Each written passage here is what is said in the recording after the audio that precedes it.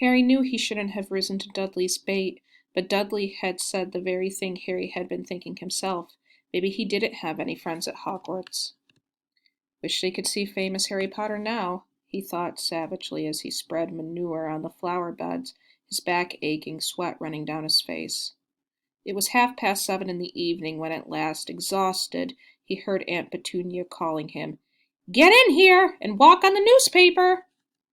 Harry moved gladly into the shade of the gleaming kitchen. On top of the fridge stood tonight's pudding, a huge mound of whipped cream and sugared violets. A loin of roast pork was sizzling in the oven.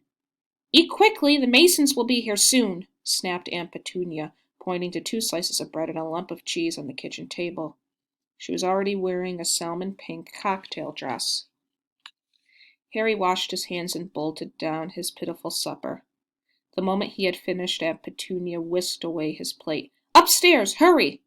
As he passed the door to the living room, Harry caught a glimpse of Uncle Vernon and Dudley in bow ties and dinner jackets. He had only just reached the upstairs landing when the doorbell rang and Uncle Vernon's furious face appeared at the foot of the stairs. "Remember, boy, one sound!" Harry crossed to his bedroom on tiptoe, slipped inside, closed the door, and turned to collapse on his bed. The trouble was, there was already someone sitting on it. So that is the end of the excerpt.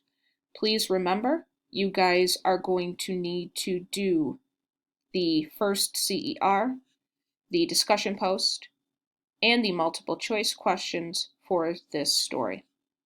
And also as a reminder, there will be an extra credit CER if you would like to do that.